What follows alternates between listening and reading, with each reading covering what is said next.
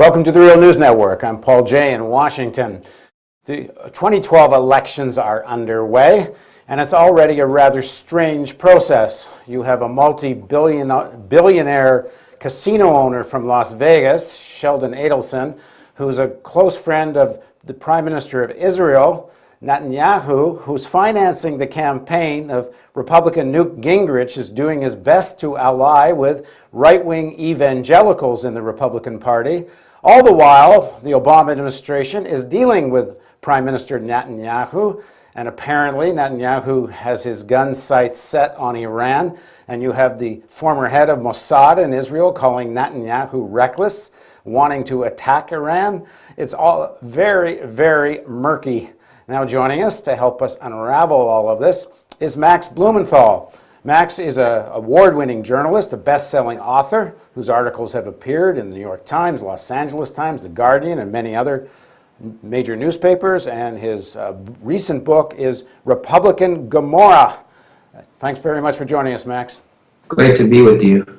So start, I guess, with this weird convergence of Adelson, Gingrich, Netanyahu, all at the same time. Obama's dealing with this potential Israeli attack on Iran, and it's a weird American elections, and we're just getting started. It's a dangerous American election that could accelerate the ongoing drive to war, the march to war. And first of all, since you mentioned Sheldon Adelson, the background on Adelson and Gingrich is really interesting. Gingrich was not known as an extreme hawk on the issue of Israel-Palestine or Iraq or Iran. During the 90s, he welcomed Yasser Arafat to Washington. During the Oslo era, Gingrich had made statements that seemed sort of moderate about the peace process until he met Sheldon Adelson, who he met through a mutual friend in Las Vegas who was helping Sheldon Adelson do a union-busting effort at his casino. Yeah, just for people who don't realize, Las Vegas is one of the most unionized cities in America, with the exception of the Venetian, which is owned by Adelson. Right, and Adelson managed to stop the unionization effort there through the help of George Harris, who is now a campaign finance co-chair on Newt Gingrich's campaign. And that's the man who introduced them. Newt Gingrich was driven out of Congress soon after that.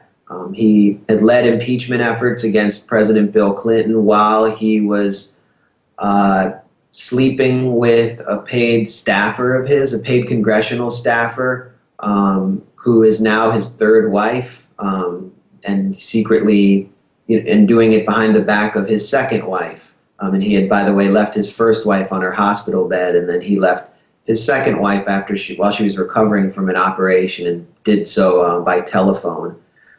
So Gingrich was seen by the Christian right, who had propped him up, who had helped him take over Congress in 1994, take it from the Democrats, now as sort of a sleazebag.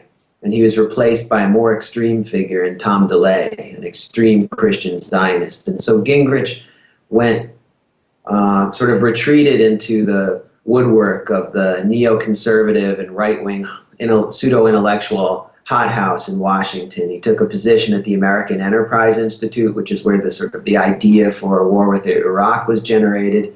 And he started a think tank of his own with millions from Adelson. Adelson financed Gingrich's luxurious private travel as he went from one city to the next, building up over almost an entire decade his campaign infrastructure for his presidential run, which would be his last gasp in political life. Adelson's known as not only a friend of Netanyahu, but a major funder of many Zionist organizations. He supports Likud, and he's been apparently quite a hawk on the issue of Israel attacking Iran. So you've got him paying for Gingrich, at the very least, to be a voice, a very militant voice in support of Israel, and particularly on the Iran issue. And you've got this weird connection with him and Netanyahu. And so talk a bit about Israel and Iran and what role this is going to be playing. Gingrich was able to get this money after he declared in an interview with an obscure Jewish online publication, which was apparently a calculated event, that the Palestinians are an invented people. And Sheldon Adelson echoed this statement before a group of young American Jews with the Birthright Israel program, a program that Adelson funds. Now, Adelson is a big financier of Benjamin Netanyahu's political campaigns and his political empire. He funds think tanks in Israel that are supportive of Netanyahu, that provide him with advisors. He owns a newspaper in Israel called Israel Hayom, which is considered Netanyahu's house organ. It exists to basically support Netanyahu against the opposition. And so he's really, I think, out of anyone in the entire world, the greatest supporter of Benjamin Netanyahu. And he's the link between Netanyahu and this political campaign. Netanyahu is more immersed in the American political process and the culture wars and in the Republican primary than any foreign leader in recent modern history.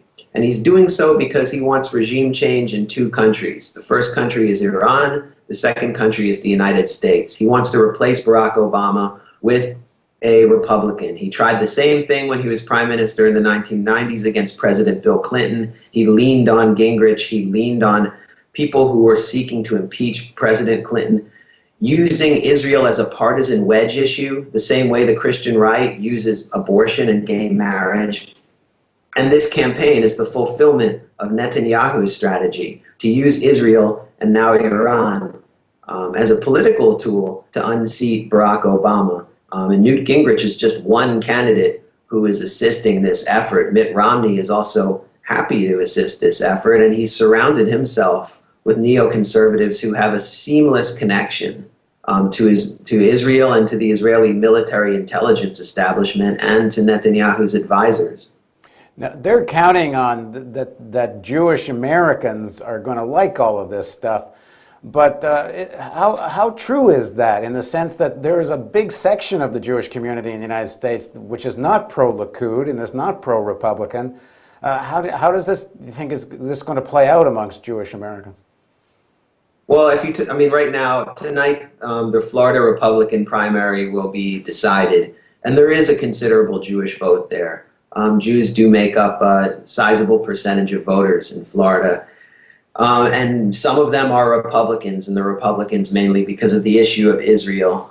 And so they're extremely hawkish on Israel issues, and they may go for Gingrich. But in general, in a general election, when it's a Democratic presidential candidate against a Republican, I don't believe there is a Jewish vote. It's kind of ridiculous when the term Jewish vote is used. Jews make up about 2 to 3% of the American population, and they might all vote. Many of them vote. They might be very political, but it's really about Jewish money, and it's sort of forbidden to say that. But a minority within the Jewish community, which is very liberal, play a disproportionate effect in politics through campaign finance. One of them is Haim Saban. He got rich with this show, Mighty Morphin Power Rangers. And now he has established an entire wing within the establishment, the major establishment think tank in Washington, the Brookings Institute. He funded the construction of the Democratic National Committee's headquarters.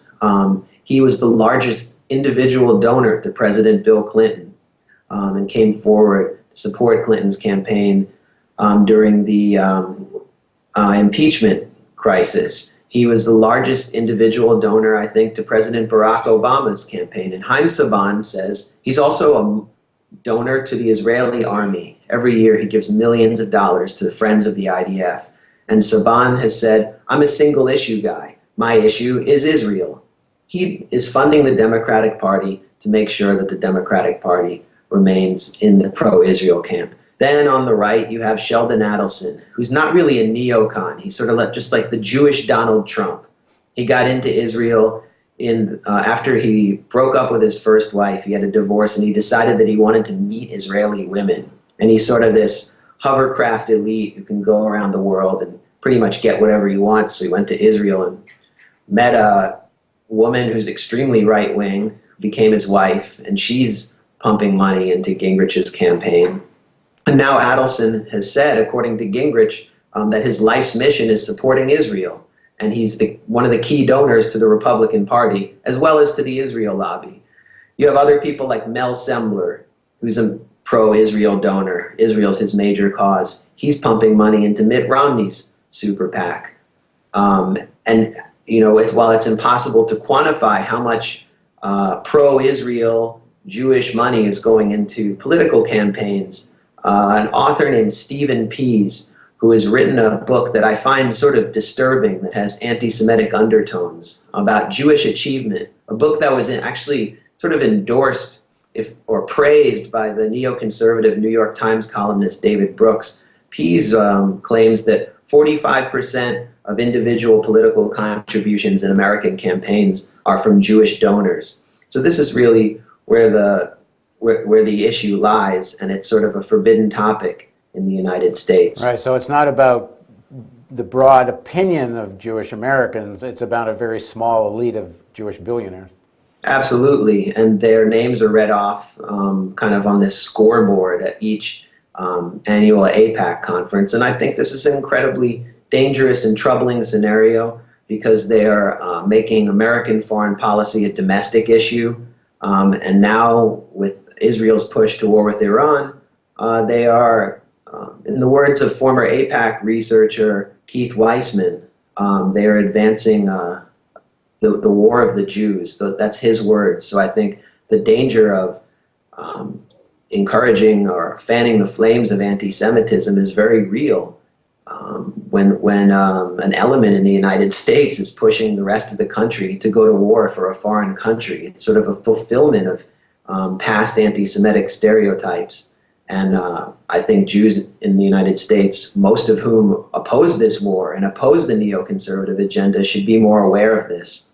Right. Thanks very much for joining us, Max. Thanks for having me on. And thank you for joining us on the Real News Network.